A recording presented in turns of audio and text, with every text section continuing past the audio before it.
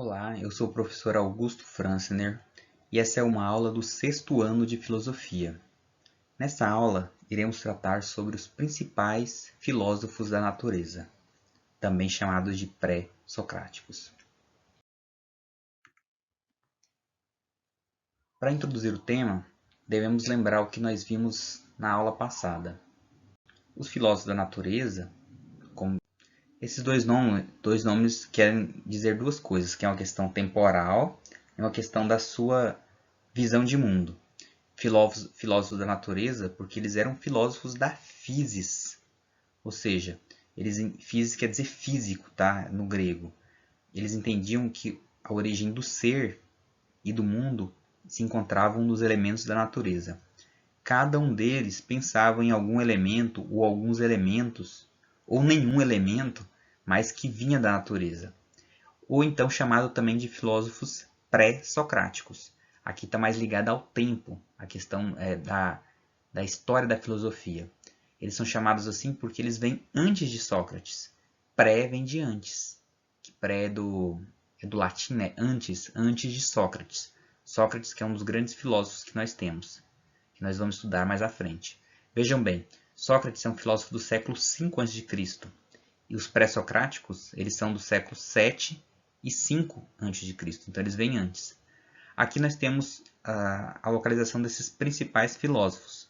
Vejam, aqui, esse aqui é um mapa que nós temos aqui hoje, que a gente chama de Turquia. Aqui é a região da Grécia, aqui é a Itália. Então vejam que muitos deles são da Itália, muitos são aqui da região especialmente aqui da Turquia, que é Éfeso, Mileto, Samos. Então nós temos vários desses que vieram desses lugares aqui. Vamos ver agora cada um deles. O primeiro que eu quero tratar com vocês é o Tales de Mileto. Ele chama Tales de Mileto porque ele é da cidade de Mileto. A ideia principal de Tales de Mileto, como eu falei, esses filósofos eram filósofos da natureza que achavam que o ser e o mundo surgiram a partir de algum elemento da natureza. Ele entendia, Tales, que a água era a origem de todas as coisas. Aqui nós temos até uma gravura, né, que eu coloquei para vocês, ele falando, o mundo é feito de água. Ou seja, cada uma das pessoas e seres vivos e estrutura surgiu de alguma forma da água. E ele entendia que, como a vida surgiu na água, no final dela, ela iria retornar à água quando chegasse ao fim. Ou seja, o fim das coisas também seria na água, o seu início e o seu fim. Anaximandro também vivia em Mileto. Ele dizia que o mundo é apenas um de muitos mundos que existem. Então ele tinha uma ideia de vários mundos. E todos esses mundos surgiram de substância indefinida. Ele não conseguiu falar que substância é essa que trouxe origem a todos esses mundos. Então essa é uma ideia de Anaximandro. O próximo filósofo, chamado de Parmênides, ele era de Eleia, uma cidade na Itália. E ele afirma que tudo que existe sempre existiu.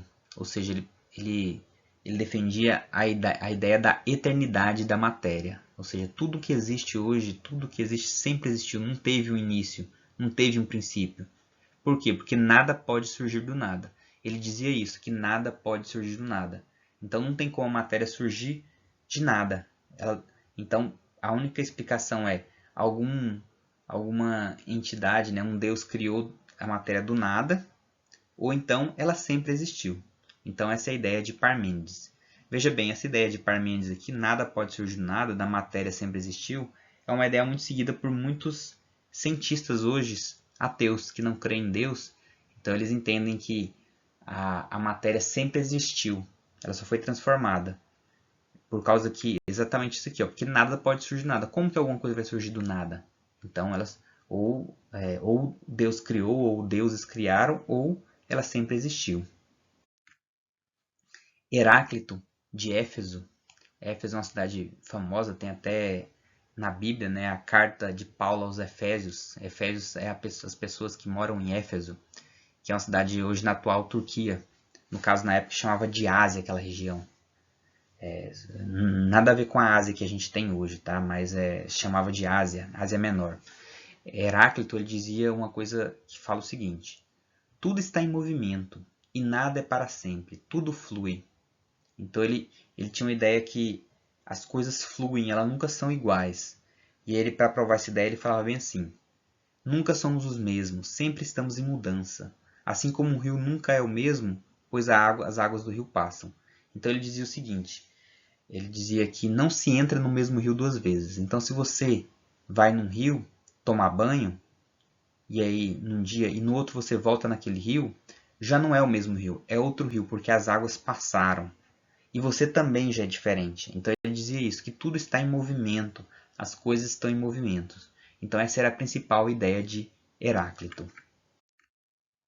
Empédocles, olha só, Empédocles, tá? É uma proparoxítona, então aqui, ó, Empédocles. Ele achava que não existia apenas uma substância primordial, mas quatro, que ele chamava de substâncias fundamentais, que é a terra, o ar, o fogo e a água. Toda a natureza, todo o ser humano e a criação, todas as coisas surgiram da mistura ou separação desses quatro elementos. Então ele falava que a partir desses quatro, da mistura de dois, de três, ou de um, ou de dois, que seja, surgiu toda a vida na Terra, desde as pedras, dos animais, das pessoas, das plantas, tudo surgiu da mistura desses quatro elementos. Então ele falava que os quatro foram as substâncias fundamentais para a origem de toda a vida na Terra. E finalmente, eu trago aqui uma lista de 4 filósofos da natureza, que são chamados atomistas.